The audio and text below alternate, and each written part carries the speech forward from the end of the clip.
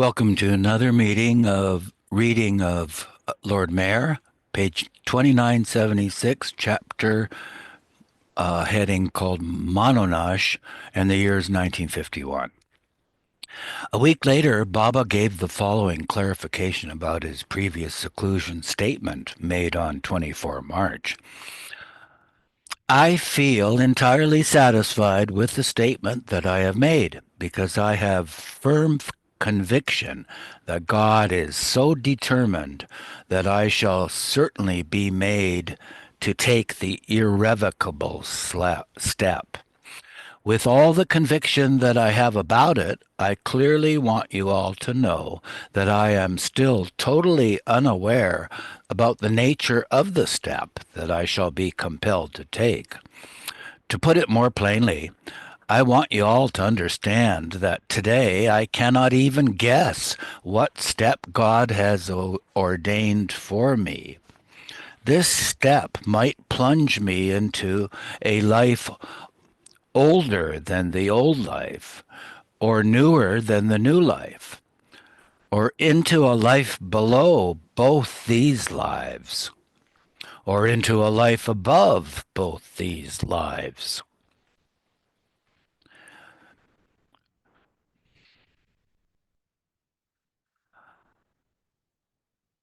I feel certain that by the beginning of the last week of June 1951, God will definitely determine within me the nature of the step that I shall have to take. No sooner the step is disclosed to me during the last week of June than I shall declare it to you all. Before I finally put into execution the irrevocable step on 16 October 1951, which, as I have spelled out in my statement, will bring an extraordinarily revolutionary change in my life and in the lives of those who are directly or indirectly connected with me. I shall have to prepare the ground for the same from July till the 16th of October. Preparations for me and for all those connected with me will have to be made to my entire satisfaction to completely safeguard against the least interference or causes of interference that would come in my way of taking that irrevocable step on 16 October 1951. Hence, I shall have to settle various points of interference with discrimination and with determination.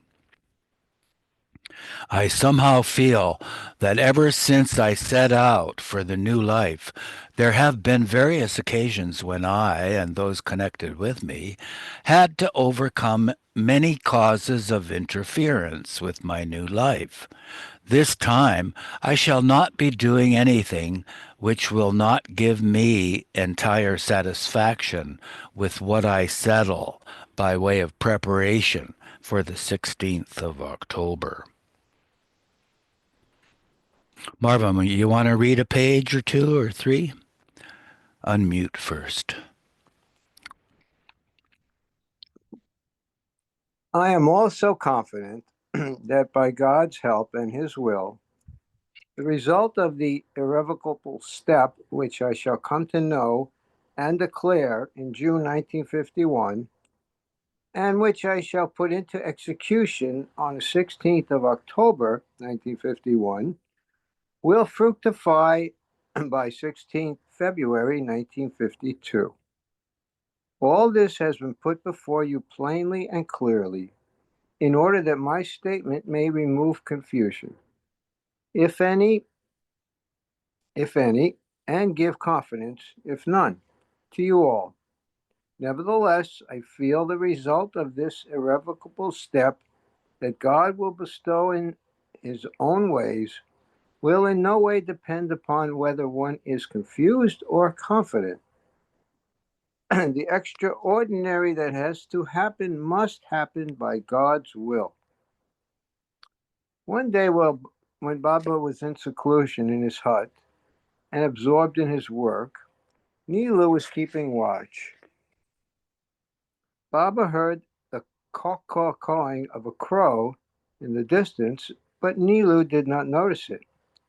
When Baba came out of the hut after completing his work, he was displeased and sharply criticized Neelu for not shooing the bird away. Neelu was astonished as he had not even heard the crow. Even in his anger, Baba looked glorious, and Padre hurried for his camera to capture his beauty and expressions. He shot an entire roll of film quietly, without asking Baba, but the photographs he took, capturing Baba's mood, did not get exposed properly. When the roll was developed, it was completely blank. Padre was quite surprised, as there was nothing wrong with the camera or film. Before and after the incident, the pictures he took came out fine. He was convinced that Baba simply did not wish it, though Padre kept the roll of film as a reminder that nothing happens without the sweet beloved's will. Since Dr. Merchant's treatment for Baba's piles had not been lasting, on Sunday, 15th April 1951, Meherji brought another physician from Bombay named Dr. Kataria, who was accompanied by his assistant. Nariman came with them. Dr. Kataria's treatment started the next day. For 6 days, medicine was applied externally to the swollen tissue and covered with a bandage. But the size of the pile increased, and Baba suffered terrible pain. He could not sleep for 2 consecutive nights because of it. A week later, on Sunday, 22nd April, Kataria stopped the medicine and recommended a wheat flour poultice be applied for 24 hours per day for another 6 days. By the 28th, this resulted in the hemorrhoids withering and being sloughed off, leaving a small open wound. Neelu and Gohar nursed Baba day and night, taking special care to see that the area was kept absolutely clean so it would not become infected. Dr. Kataria came to Pune and examined Baba again on Sunday, 29 April, and then returned to Bombay. Baba continued his seclusion in Mahabaleshwar and at the same time settled the question of moving to Hyderabad. Bungalows there were rented for him in the Jubilee Hills area. Baba decided to hold meetings at the end of June about what he called his God-determined step. On 1st May, letters were sent to many of his lovers, inviting them to Hyderabad for the meetings, some 10 days, some 7, and some for 3 days. Regarding the purpose of the meetings, Baba had written, quote, to enable you to come within the field limits of my association for the period. Adi Sr. drove Baba to Bombay with the women, Mera, Mani, Meru, Gohar, and Naja, on Saturday, 5th May 1951, and stayed at Ashiana. They stopped briefly on the way at Bindra House, where Baba permitted his darshan to Papa, Kaka Chinchokar, Pilu, and Dorab Sata. They collected a packed lunch, which they ate under a tree in a field past Kirki. Adi ate in the car. Neelu went by train. Adi and Neelu stayed at Meherji's, and Neelu came to Ashiana every day to do Baba's dressing for piles. For the first time since embarking on his new life a year and a half before, the next day Baba met Sunamasi and Khurshid in Bombay at Meherji's home, where they were residing. They told Baba they now wished to live in their own apartment independently and move from Meherji's. Baba consented. Kitty and Rano were also residing at Meherji's, but Baba did not see them, and nothing concerning their future was decided then. Alaba had taken a job as a manager of the Diamond Restaurant in Worli.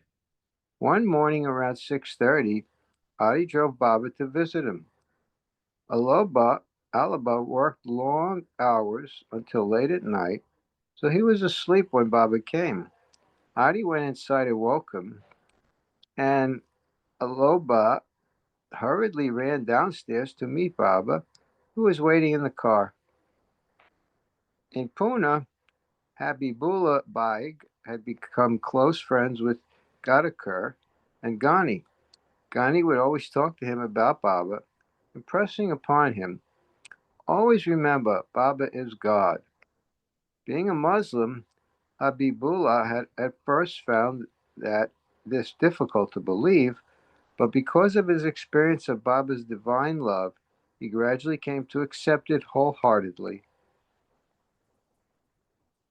Okay, Gene, why don't you take over for a little bit? Alrighty. On a later occasion, Baba went to Pune and entered the Kashmir store where Habibullah worked. He came just to see Habibullah. Baba kissed him and, overcome, Habibullah wept. One day, Baba called Habibullah to Bombay. Whenever Habibullah saw Baba, the first question Baba would ask was, "Do you offer namaz?" Habibullah was confused as to why Baba asked this question each time they met, wondering whether he had committed some error while praying. This time, Baba again put the question to him. Smiling, Habibullah replied that he did pray regularly. "Do you remember me?" Baba asked. "How could I forget you?" was Habibullah's reply. But at that moment it became clear to Habibullah why Baba always repeated this question about his prayers. What Baba meant by offering namaz was whether or not Habibullah remembered him. Until then, he had been praying mechanically. Now he had the proper understanding. Baba asked about his employment. Habibullah said that he was still working in the Kashmir store. Baba turned to Nariman and asked if he would hire Habibullah. Nariman replied that he could work in his factory at rupees 150 per month. So Baba advised Habibullah to work for Nariman for a while. Baba then sipped a little sherbet and handed the rest to Habibullah to drink. Dr. Sarosh Wadia, a homeopathic doctor, saw Baba at Ashiana on the 8th and took notes on his case for nearly an hour. Sarosh and Dr. Davla came at 4 p.m. that afternoon. Baba returned to Mahabaleshwar in Adi's car via Pune on 9 May and resumed his seclusion work in the grass hut. Nariman's car followed with Naja, Rano, Kitty, Nargis, Dadatanji, and Meherji's daughter Pervin. In Mahabaleshwar, Baba informed Rano and Kitty, "We are moving to Hyderabad, and if you want to join us, you may, but you will have to find jobs there." They happily agreed. They had been taking long walks in Bombay, thinking the companions had been required to walk from place to place, so they were preparing themselves in case Baba permitted them to join his new life. Baba instructed them now not to stay at Meherji's, so when they returned to Bombay on 7 June, they rented rooms at the school where they were teaching. On 17 May, Erch was sent to Hyderabad for final arrangements, concerning the men's meetings there. On Tuesday, 22 May 1951, Baba was driven to Pune by Adi Sr., accompanied by Baidul, Nilu, and Padri. There he contacted 7 musts and returned to Mahabaleshwar the same evening. They stopped briefly at Bindra House, but Baba did not get out and ate while seated in the car. The next day was the last day of Baba's 100-day seclusion, and he remarked, "This seclusion is completed to my satisfaction by God's grace." Nice picture. Contacting a must in Pune, 22 May 1951.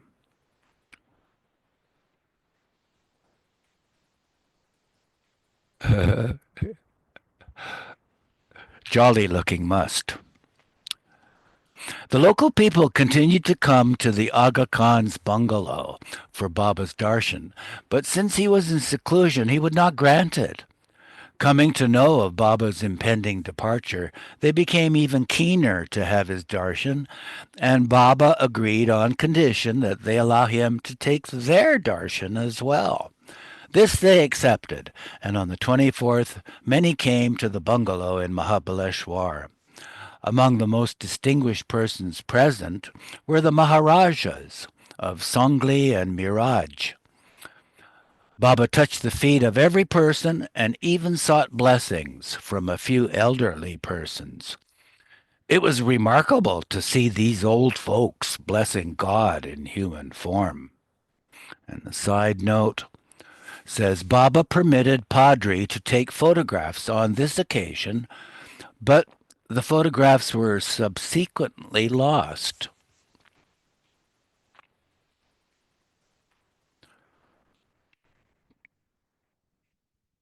As H. noted, to awaken humanity, the Lord was playing the role of a seeker, humbly bowing to king and pauper alike, and seeking their blessing so he could have the strength to take the next step determined by God.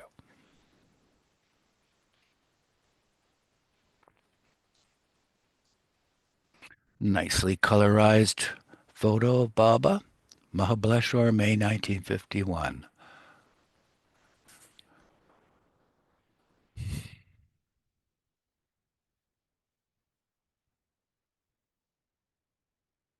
On 21 May 1951, the baggage from Mahabaleshwar had been dispatched to Hyderabad in 2 trucks sent by Sarosh. Pendu and Vishnu accompanied them. The rest of the servant companions proceeded by train, and Baba and the women left on the 25th in Meherji's car, driven by Adi Sr. The little horse Begum, who had become the women's pet, was given away to someone in Mahabaleshwar, who promised to take good care of her.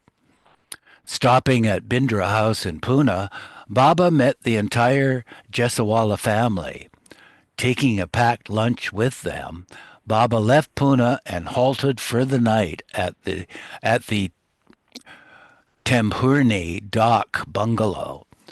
They stayed the second night at Naldurg and arrived in Hyderabad on Sunday, 27 May, and stayed at the Kohinoor bungalow in Jubilee Hills. There's a side note here. The Mandali stayed in a separate cottage on the same property. Adi took a train back to Ahmednagar on the 30th. Meherji's car was to be kept in Hyderabad for Baba's use. Upon settling in Hyderabad, Baba asked Pendu to make arrangements for the meeting. The former residence of the late Muslim prince Nawab Ali Nawaz Jung at 62591 Jubilee Hills was rented for the purpose. Pendu arranged hearty catered meals and the most comfortable bathing and sleeping facilities for those invited.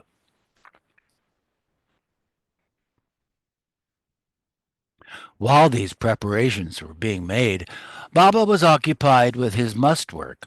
He was on the move in Hyderabad and Secunderabad to find and contact musts, and hence his inner and outer working was in full force.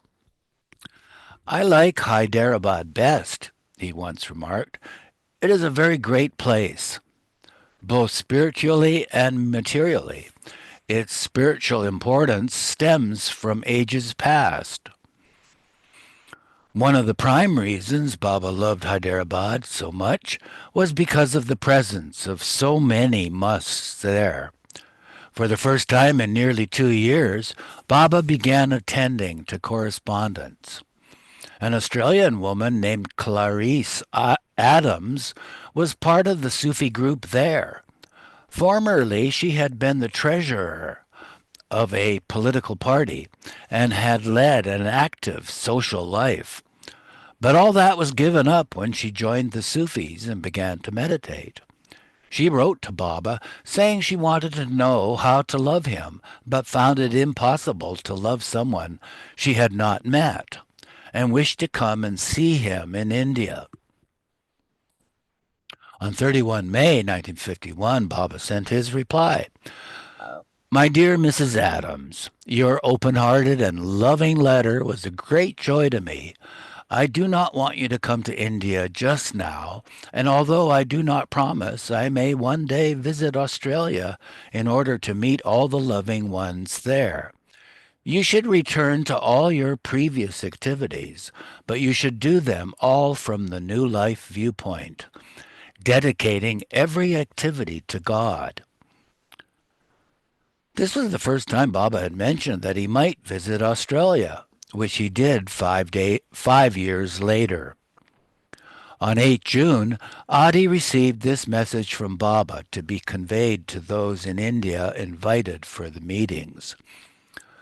Baba wants you to know that the severe physical and mental strain incurred during his 100-day seclusion has told heavily upon his already impaired state of health.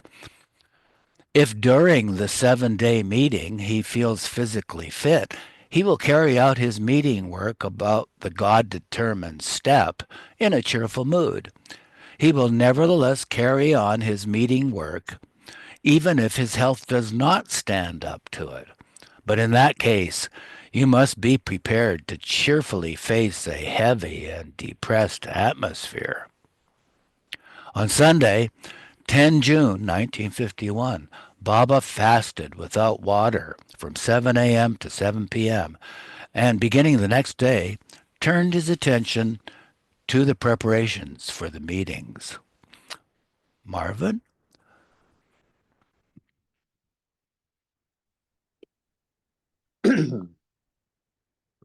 All the old and new life companions were invited for a stay of 7 days. In addition, 39 men were to stay for only 3 days.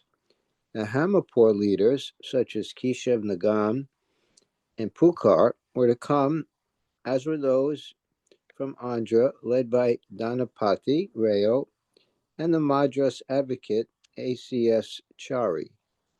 These were relatively, quote, new lovers, yet they did much work for Baba in their areas, with the result that in a short time, the entire Hamapur district of Uttar Pradesh in the north and the state of Andhra Pradesh in the south were at Meher Baba's feet. Although the Hyderabad meetings for the declaration of the God-determined step were fixed for 28, 29, and 30 June, a few, such as Adi Sr., Ramju, Ghani, Adi Jr., Sidhu, Deshmukh, were called beforehand, and preliminary discussions with them began on the 20th. That day, at 3 o'clock, looking cheerful, Baba arrived at the palatial bungalow chosen for the meetings, but he climbed the steps to the meeting hall very slowly. He asked those gathered how he looked. Very pulled down and weak, they replied.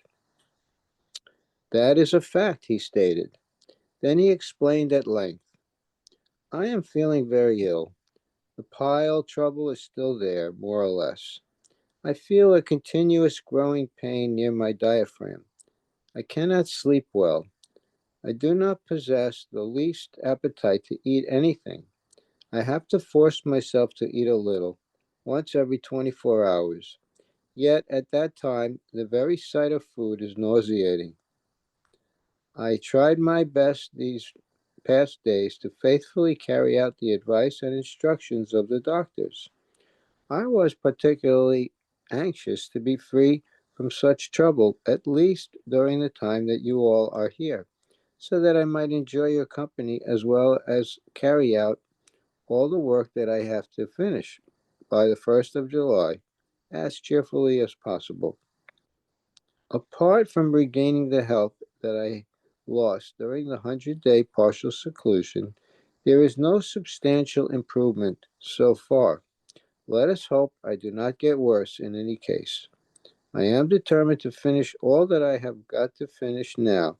You all will have to help me, more or less. You should be very careful about your own health. We should try to do all that we have got to do with as much good cheer as we can.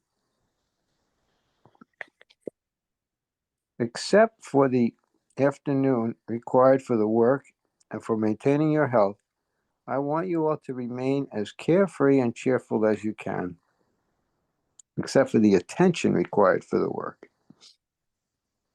After exchanging remarks with those who had arrived, Baba continued, "Now let's talk business. I have got to do many, many things. I may, for that reason, call any one of you individually or in particular groups at any time or any period, and as many times as I may find it necessary to do so for my work. Everyone must therefore be ready to start working immediately and remain within my call at any moment for the entire time that I remain here. I will be with you mostly from 8 a.m. to 11 a.m. and from 2 p.m. to 6 p.m. No one should go out of the premises during these hours or the hours fixed for your meals.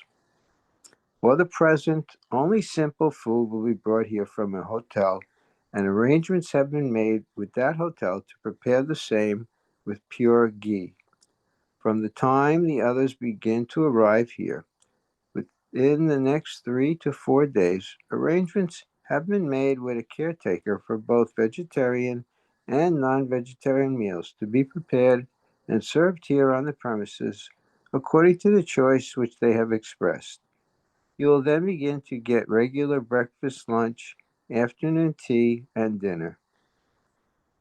On the 28th and 29th, none of you should go out at all unless specially allowed by me to do so.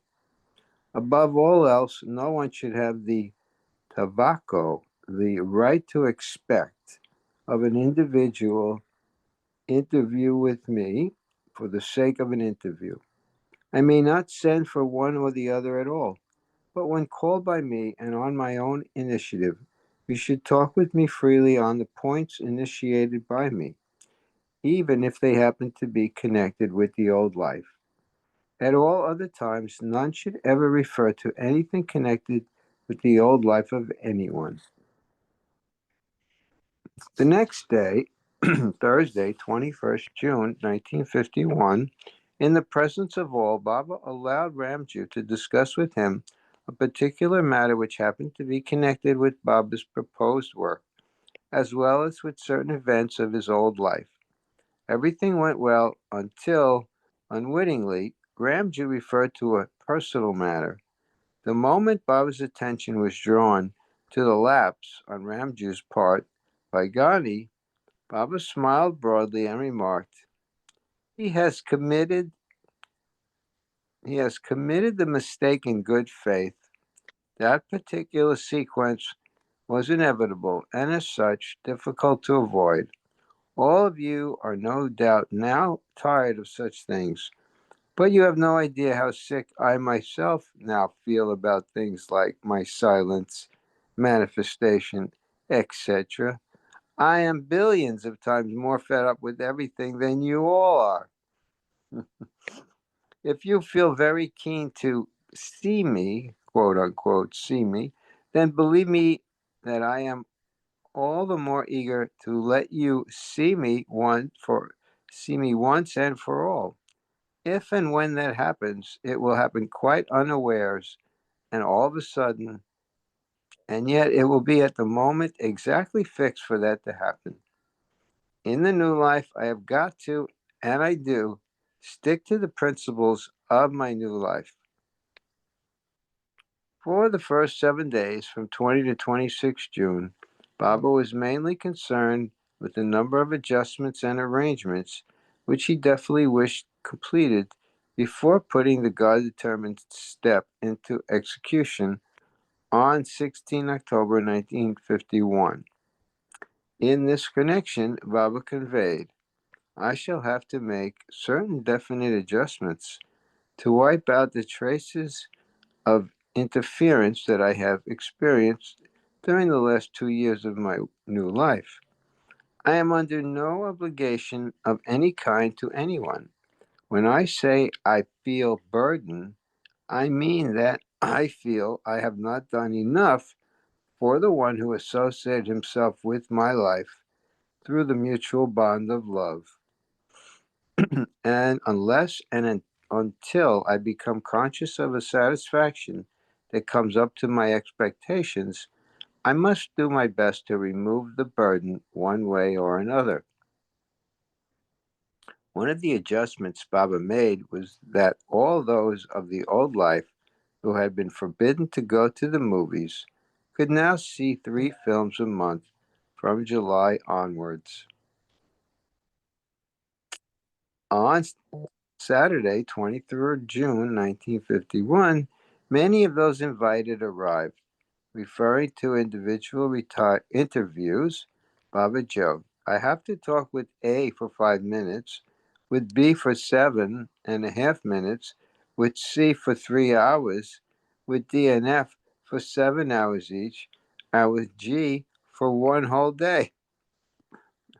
The subject of sacrifice in the service of the Master was touched upon when Baba remarked, the giving up of life in an emotional outburst of the moment is quite cheap compared with the day-to-day carrying out of the Master's instructions through thick and thin.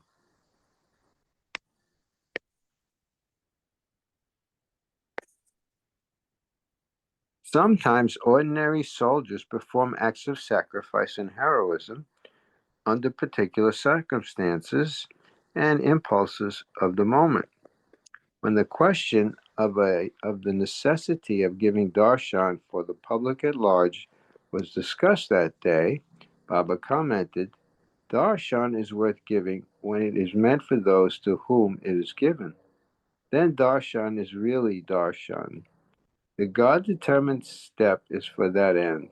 Whether there is to be darshan giving or not depends upon God's will. One morning, Minu Karas and Ghani slept late and dressed hurriedly without bathing. Baba called both men forward and asked why they thought they were exempt from his orders. Minu looked at Ghani, who replied, Baba, after having your darshan yesterday, the dust of our bodies was so precious to us, we did not bathe. We prefer to be covered with the dust of your presence. Baba was amused by Ghani's quick reply, but warned that in the upcoming days, both of them should join the rest in early morning ablutions. On 24 June, Baba went out for Musk contacts on Hyderabad. Padre took a few photographs of 2 of the contacts.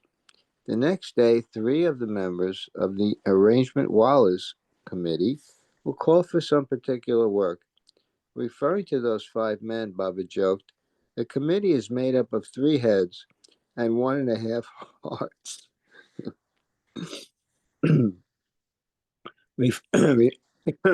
Referring to someone's difficulties, Baba remarked to Ramju, I feel pleased with the individual helplessness, which has immense possibilities, but you can have no idea of my present infinite helplessness. The next day, Baba stated, I am going to see the old Meher Baba or get blind.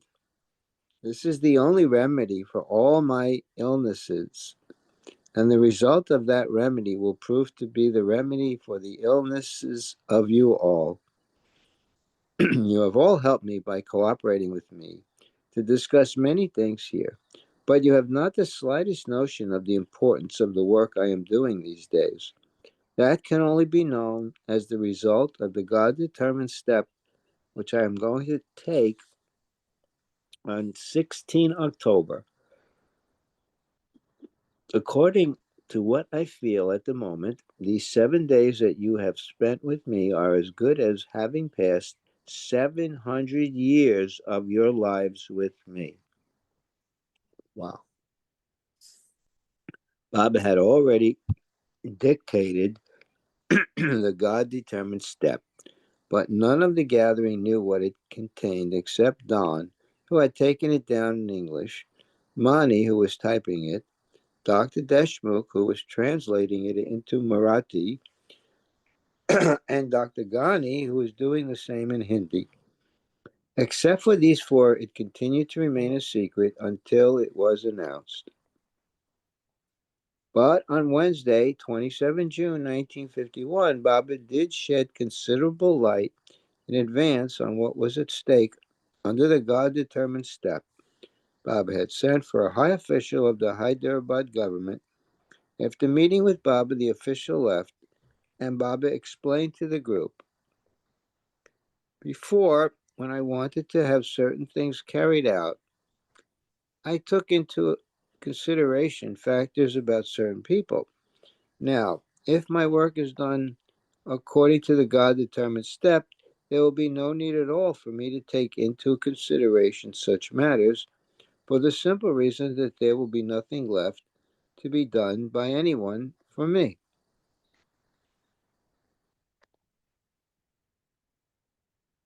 Similarly, I need not take into consideration the prestige and position of any individual, even if that work remains undone, because the result depends upon the will of God. And when once that is manifested one way or the other, there will again remain nothing else to be done by me or for me. For me now is a question of life or death. But this expression does not even remotely express what is really at stake for me under the God-determined step. Suppose that someone who has leprosy from head to foot is declared to be incurable, and thus believes himself to be fast approaching an inevitable death. What else would he care about except the end itself, be it one way or the other? But then death is no end to anything. Although people commit suicide and give up their lives because of frustration, out of despair, etc. The following lines of Hafez give some idea of what I am trying to convey to you. The soul either reaches God or must leave this body. That's from Haifa. And okay, we can skip that. Still, this is not quite what I want to say.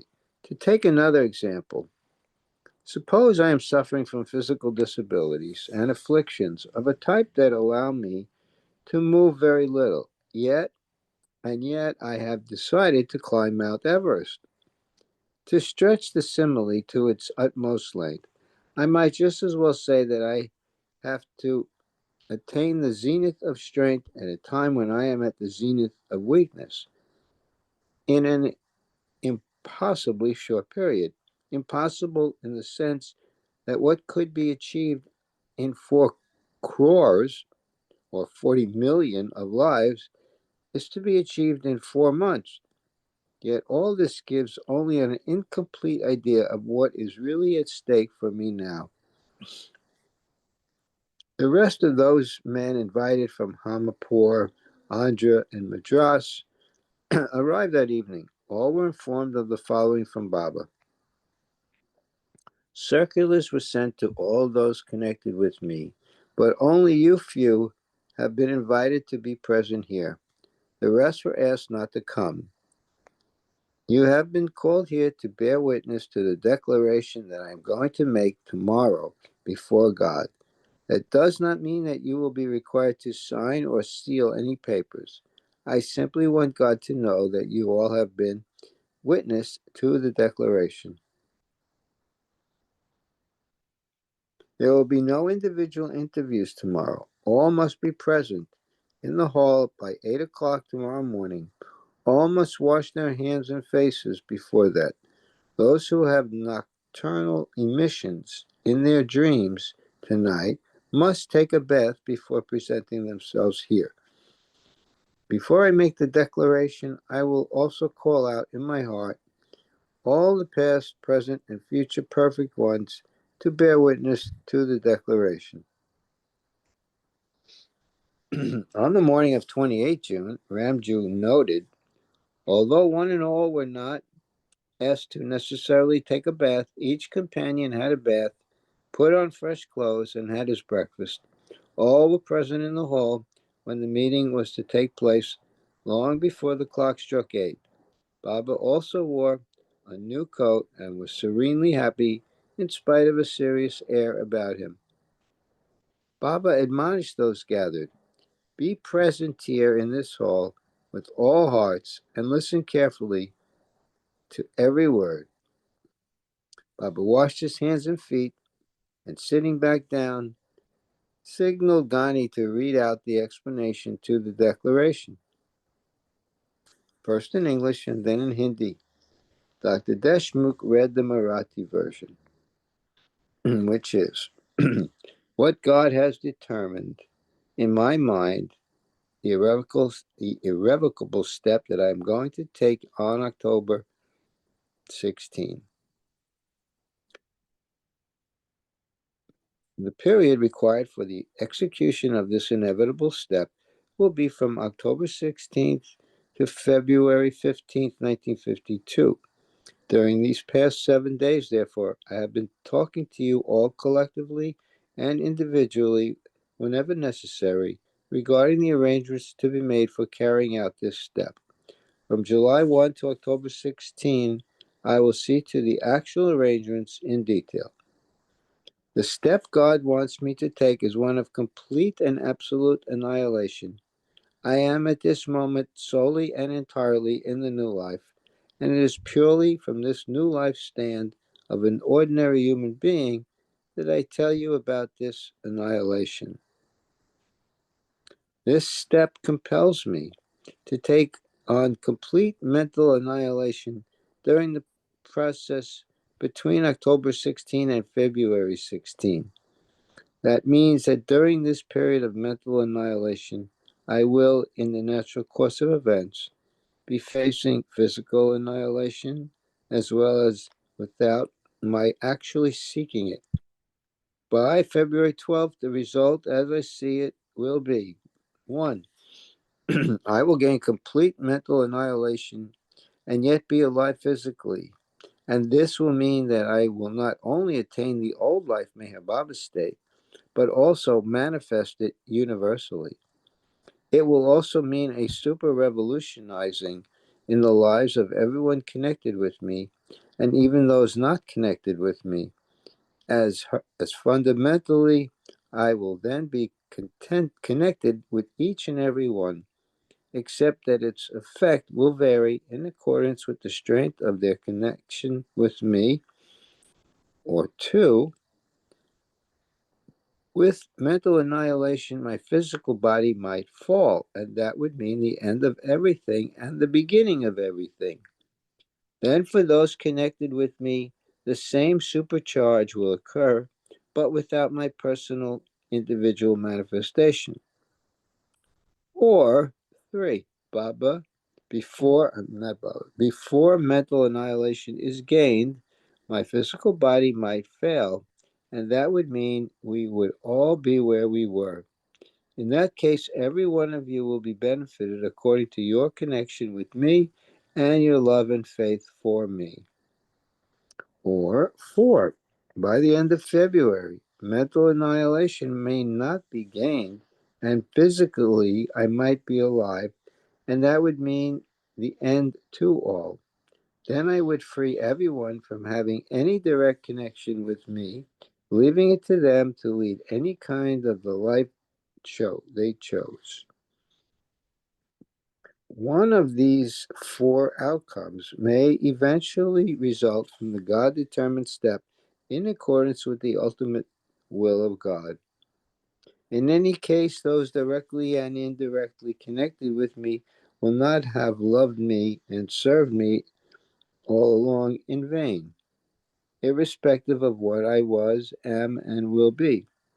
God, in His infinite justice, will see to everything. My strongest and only advice to each of you is to hold fast to your faith and love, at least in the same proportion as now, if not greater. God wants me to take this step, and I am absolutely certain that He will help me gain this mental annihilation by February 12th. With this inner connection, I will plunge deeply into the act of annihilation from the 16th of October. Okay, Gene, I'll pass for now. I ask God in all humility to help me achieve this desired end by February 12. In the event of my physical death, the arrangement wallas have to carry out the typed instructions I have given them, and Vishnu will carry out my instructions regarding the same. I will be away from Hyderabad from October 16 to February 12. The women who are now with me will stay in Hyderabad during my absence. Vishnu has been given his duty in connection with them from July 1 to February 12. During this period, from October 16 to February 12, I want to be absolutely free from any kind of hindrance, free to die and free to live without any boja, burden of any kind. Anyone who wants to go through this dying process with me can join me, but I want every one of you to fully understand the magnitude of your mental preparation needed to stand by such a decision. I want you to bear in mind the difficulties at the start of the new life in 1949, the obstacles in your way and the hindrances in mine. And I want no repetition of that. If you choose to accompany me from mere emotional impulse on your part, it will prove disastrous. If you come with me, it will actually be to face all kinds of untold difficulties and inconceivable hardships. Hardships that might include starvation, going without sleep, sickness, disability, and complete hopelessness and helplessness at their extreme heights. It might mean experiencing 400 deaths in 4 months. I will have absolutely no responsibility and might have no concern whatever for anyone accompanying me. I order the servants who are with me to choose between 2 things: to join me in the hopeless task or to stay at Hyderabad doing whatever duty I allot to them. In the latter case, they will be well provided for as regards food, clothing, and pocket money for 4 months. None of the arrangement wallahs should offer to accompany me because they have to carry out their responsibilities until the very end. Any one of my old life disciples may join me. If, by the grace of God, I gain my objective by February 12, everything spiritual and mere material, or only spiritual, as the case may be, will be for my servants and old life disciples and devotees. And yet, before I take this step on October 16, I want to try to help materially certain of my old life disciples and to adjust certain matters for some of them in order to be free from every kind of boja. From July 1st to February 12, I might be available either to all, to a few, or to none. Occasions might also arise when I might be available to the masses. I will be free to decide about all these points as and when I like. Even if there were only one of you accompanying me, I shall be quite pleased and satisfied. And even if many choose to come with me, I will not mind. But those accompanying me must be prepared to be able to withstand everything and anything under all and every circumstance, implicitly obeying my every order, without hoping for any kind of reward, spiritual or material. They must expect no help of any kind from me, but on the contrary, will be expected to help me. Also, from among those offering to come with me, I will finally decide who is to accompany me and who is to stay. During this period of annihilation, from October 16 to February 12, my actions and mode of living will be free from any binding conditions. I might wander about from place to place or settle down in one place. When and where, I will decide between July and October. I might beg for anything, demand anything, accept anything, or reject anything.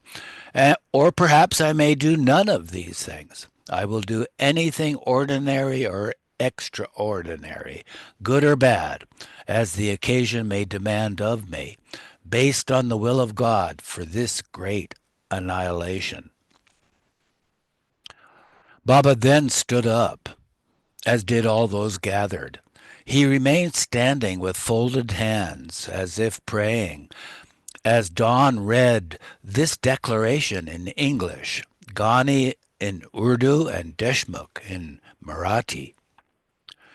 In the presence of God and bearing in my heart all the perfect ones of all times as witnesses, I declare that by the help and will of God, I will definitely take this step of annihilation on October 16 of this year. God help me to do the seclusion work of the 100 days to my entire satisfaction. And I feel absolutely confident that God will help me to attain to the old life Meher Baba state by the 16th of February 1952 and to manifest universally. Baba concluded by stating, I want every one of you who is present here as witness to this declaration to fast for 24 hours on tea and water on the 16th of October, beginning from 8 o'clock in the morning of that day. A 15-minute interval was given for all to relax and stretch their legs. When all were back in the hall, Baba gave a discourse on Mano Nash, annihilation of the mind, which was continued the following day. After a number of points were revealed, he stopped, indicating that it was time for lunch. He remarked, the fact remains that for good or bad, I am definitely going to take this God-determined step. After a short pause, he added, it will be for the best, because at 3:30 this morning, God revealed to me that I was going to regain the state of Meher Baba in the old life.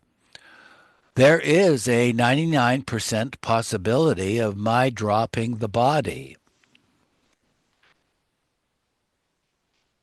But there also being 1% possibility of attaining success in my resolve, I definitely hope for the 100% result.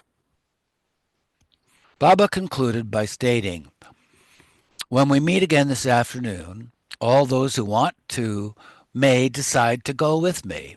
But after hearing your decisions, I shall finally decide for myself as to who will go with me and who will not.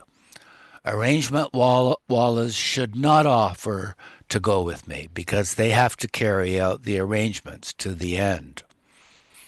Then, with a sweeping glance at the several grave faces before him, Baba joked, "For God's sake, don't all of you decide to join me on the assumption that I will say no to all of you." Everyone had a good laugh and then dispersed for lunch. After lunch, they gathered again to give their personal decisions. Baba cautioned, "This period of 4 months concerns me, and those who might be thinking over offering themselves to accompany me should not consider the question as a question of merely going with me for so many months or just accompanying me on a tour.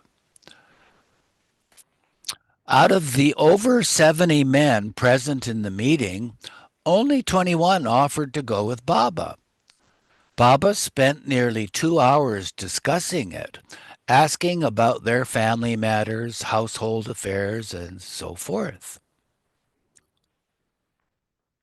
And the sidebar says the men, the men who offered to accompany Baba were Baba Das, Baidul, Chari, Daulat Singh, Erich, Gadakar, Goma Ganesh, Gustaji, Kaikobad, Kakabaria, Kishan Singh, Minu Kuras, Nanakar, Pankraj, Pendu, Pritam Singh, Pukar, Sailor Mama, Sripat Sahai, Todi Singh, and Dios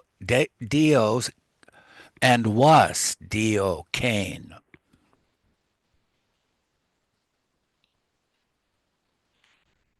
Neelu was ill and hence could not go. Dawn preferred to remain in Hyderabad. Kaka still suffered a heart condition, and Baba instructed Vishnu to stay behind to look after the women. Baba observed, "It is a fact that each one of you who has offered to join me means it seriously, and I feel very happy at the readiness with which you have decided to go with me. I want everyone to feel equally happy at my own decision about each one of you, whatever that decision may be." Marvin?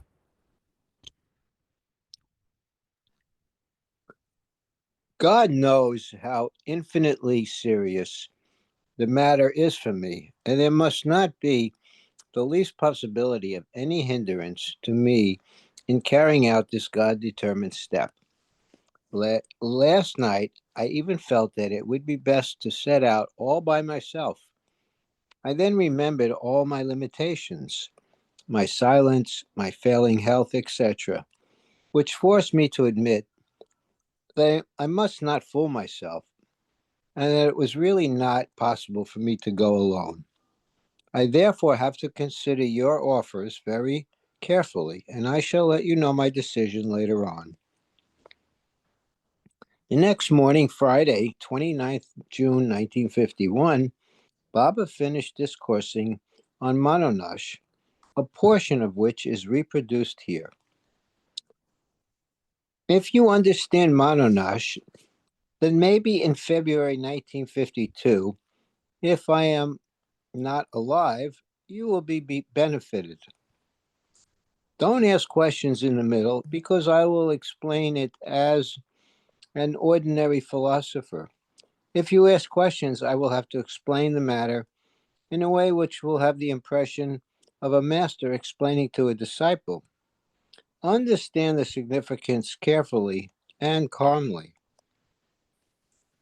Mind is never transformed. Ego is transformed only once. By ego is meant the real I. The transformation should clearly be understood. Today you feel that you are a man. Tomorrow you die, and then your mental impressions give you the feeling that you are a woman. All this is false. Mind's attitude is changed according to circumstances, but mind remains mind, whether it is lifted up or goes down. Mind can be happy and it can be miserable. It is the attitude of the mind which thus changes. Mind creates worlds, delusions, illusions ad infinitum, but mind remains as mind. Mind cannot be transformed. Why? Because it is not one itself. Mind survives by desires and thoughts and is made up of impressions. Ego is one in itself, but this real ego, the real I, is now bound by the mind. And this mind, which is made up of false impressions, makes the real I think itself false. Mind makes you think of birth, death, happiness, misery, etc., as real things, but nothing can be more false than this. You are now here, alive in the body, in your senses. And why? Because you always were. Have you any impression of how you were born and how your birth took place? No, because you were not born at all. Mind gives you this impression that you are here, there, and so forth. It is the mind which gives you the impression according to which you say, she is my wife, or he is my husband, and so forth. Mind always keeps you hoping at a tap, keeps you hopping at a tap dance. If you knew that your wife, children, etc., are one, and if you knew that you never die, never suffer, you are all then all in all. But the mind is there to baffle you. Mind says, beware, she is your wife, they are your children, these are your things, ad infinitum. Mind creates such types of impressions. Therefore, mind, which is made up of false impressions, makes the real I think itself false. To think I am the body, I am young, old, I am a man, a woman, I am this or that, are all impressions created by the mind. It never makes itself feel I am God. Mind might make you say I am God, but it cannot make you feel I am God. So long as mind is there, ego cannot be transformed from its false attitude to its real state. Mind thus also makes you say that you are infinite, all powerful, and so forth, but you do not feel it. Why? Because mind, which is made up of false impressions, makes you feel the I as small, limited I. Now, what has happened? If the false ego is to have its real original state, the mind must go. As long as the mind is there, although its outlook is changed, the real I am God state cannot be experienced. In sound sleep, mind has temporarily gone. Ego is there, and the impressions again make the mind wake up, and mind again makes the ego feel false. And so, in innumerable lives and forms, the ego is there. Thank you, Marvin. Uh, and thanks for all for letting me know you're here because um, the videos aren't showing for me. Could you unmute and continue, Ralph? Mononash. We also have a few other people on, just so you know, G. Thanks. Eve Meher. I mounted it recently, it looks like. The mind is there, but the mind's impressions change, and so, accordingly, body changes, and accordingly, experience changes. Excuse me, just 2 seconds, please. I'm sorry. Okay. The mind is there, but the mind's impressions change, and so accordingly, body changes, and also accordingly, experience changes. Therefore, for the false slash, no, for the false I to become real I, mind must go. The real goal of life is not death, but is not death of the ego. The real goal of life is not the death of the ego, but of the mind. Therefore, when Muhammad or Zoroaster or Jesus talked of being born once or dying once, they meant the death of the mind. Mind is born from the very beginning. Mind is born from the very beginning, even before the stone state. This birth is once, and also the death of the mind takes place only once. When the mind dies, the false ego is transformed into reality. Real ego is never born and never dies. Ego is always real, but due to the mind, it feels and acts as limited and false I. Now, mind goes on taking bodies according to its good and bad impressions. This taking and leaving the body is not the death either of the mind or the ego. Is not the death either of the mind or the ego. After physical death, the mind remains with its impressions. It is the impressions which make the mind take bodies, in order that the impressions might be wiped out. Consequently, the mind takes bodies according to the impressions, and the ego witnesses this.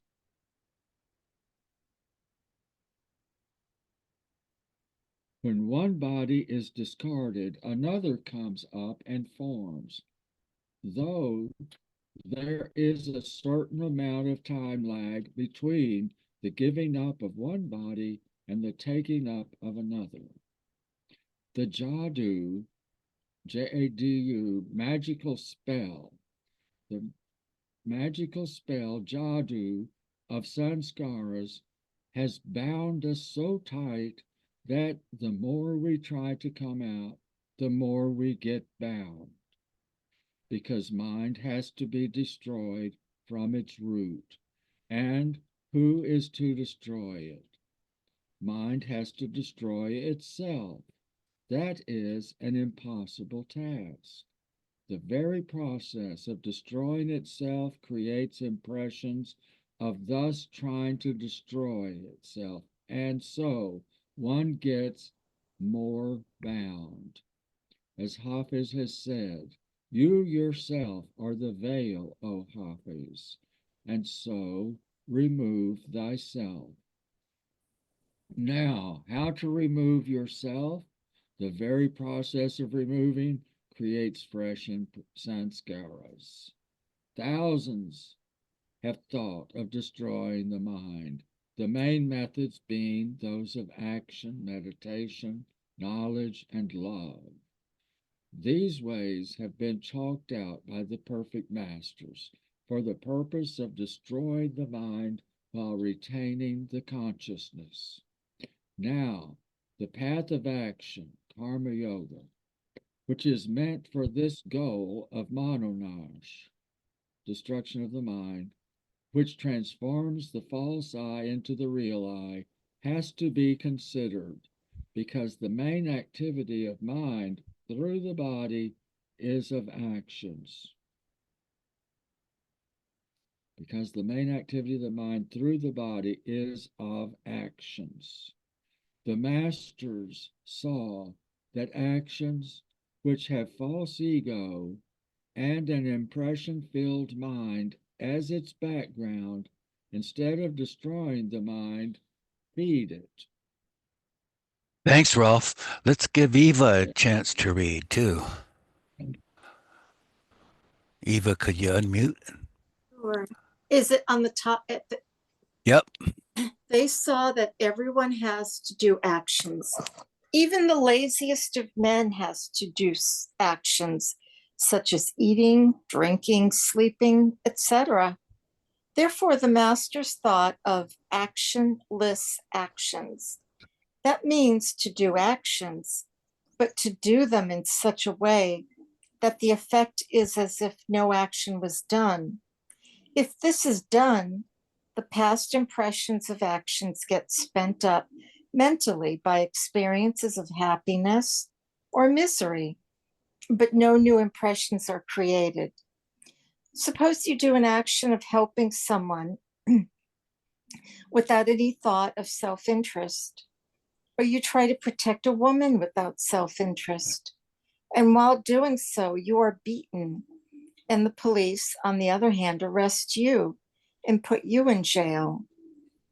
These happenings spend up some of your old sanskars, but since you had no self-interest, no fresh sanskars are formed.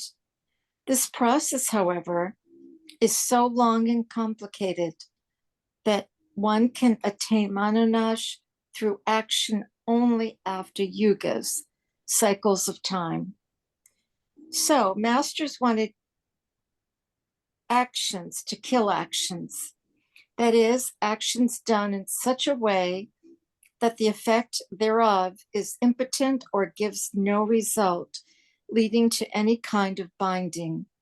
For example, a scorpion by nature wags its tail and stings anyone who comes near it.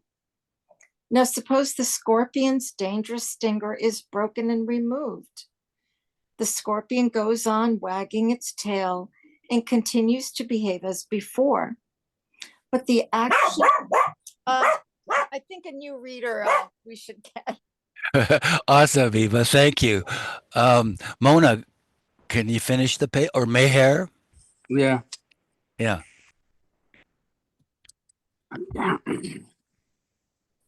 If actions are to be without binding, the effect leading to the binding has to be eliminated. The world and its activities are really worthless. Actions continue whether they are good or bad. And therefore, the master said, act in such a way that the actions do not bind you and impressions are not created. This is almost an impossible task, as about to be explained. There are three ways by which actions can be done without creating impressions and the consequent bindings. First, to act but having absolutely no thought that you are doing. This must be a continuous process. That means that the ego does not give even one moment to the mind to exert its influence. In fact, you act for others and not for yourself. This selfless action, which is also called selfless service, is also almost impossible because the moment you think, I am serving others, I must help, I must uplift a certain cause, you are caught. And for leaders, it is very risky unless this thought about themselves is given up 100% continuously.